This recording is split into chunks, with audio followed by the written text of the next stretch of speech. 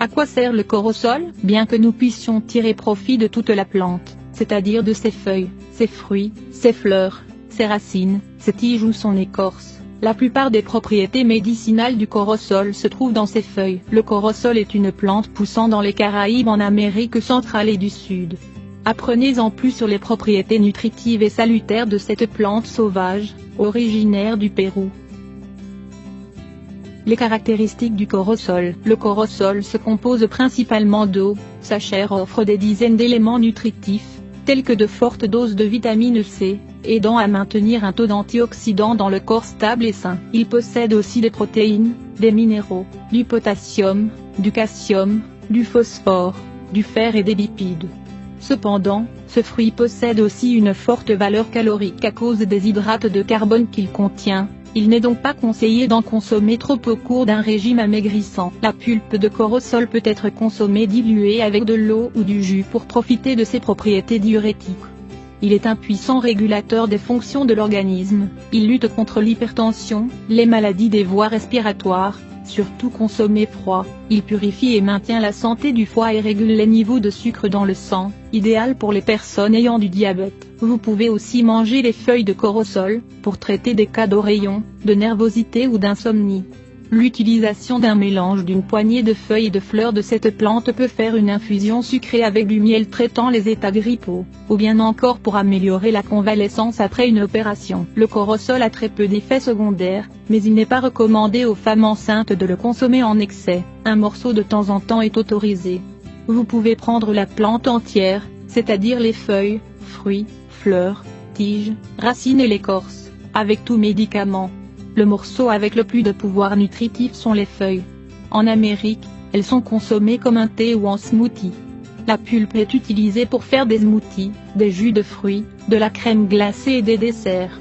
Le goût est délicieux et sucré. Les autres noms de ce fruit sont catuche, catoche, mazazamba, chachimon, graviola, uana brésilien, sapote, araticu accent aigu, tout dépend langue ancestrale ou de la région où il est cultivé. De même, son nom scientifique est Annona muricata. Les usages médicinaux du corosol. Les graines en poudre sont utilisées en tant que répulsifs d'insectes lorsqu'elles sont étalées sur la peau. L'eau des feuilles est également indiquée pour éliminer les poux et les lentes en l'appliquant sur le cuir chevelu. Vous pouvez faire un smoothie avec 3 feuilles corosol et une tasse d'eau et boire à jeun pendant une semaine pour améliorer les symptômes de la chimiothérapie ou des médicaments très forts. Le fruit du corosol, lorsqu'il est consommé encore vert, est bon contre la jaunisse, une maladie qui affecte la couleur de la peau, tournant jaunâtre. Il faut juste le couper en 3 morceaux, retirer les graines et mélanger. À filtrer et à consommer sucré avec du miel, car à ce stade le goût est un peu amer. Faire un thé avec les feuilles de cette plante peut prévenir les hémorragies internes. La liste complète des propriétés médicinales de goyave. Il combat la pression sanguine trop élevée. Il sert pour traiter l'asthme, une maladie caractérisée par une obstruction de la respiration. Il empêche les cellules cancéreuses de se reproduire. Il réduit l'augmentation du sucre dans le sang, diabète. Il lutte contre les troubles hépatiques. Il a la capacité de réduire les tumeurs, les tissus anormaux qui produisent une augmentation de volume. C'est un excellent insecticide, il aide à éliminer les insectes tels que les moustiques.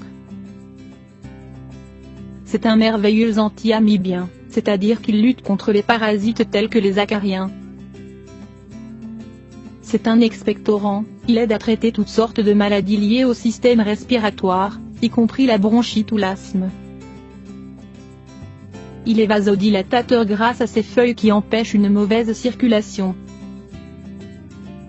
Les feuilles sont de puissants sédatifs, utilisés pour calmer les nerfs et le stress et mieux dormir. C'est un antipaludique, il lutte contre les symptômes de cette maladie, caractérisée par de la fièvre, des maux de tête et des muscles. Il favorise la sécrétion de lait, idéal pour quand une femme allait et que le lait n'est pas bon ou trop rare. C'est un antispasmodique, il aide à prévenir ou traiter des contractions musculaires involontaires. C'est un anti-ulcéreux. Il aide à guérir les blessures et est très bon contre la gastrite. C'est un antidiarrhéique, soit par une infection ou par des troubles de l'alimentation. Les effets secondaires du corosol. Comme c'est un antimicrobien, s'il est consommé à des doses élevées, il peut modifier la flore intestinale et provoquer une constipation ou une diarrhée.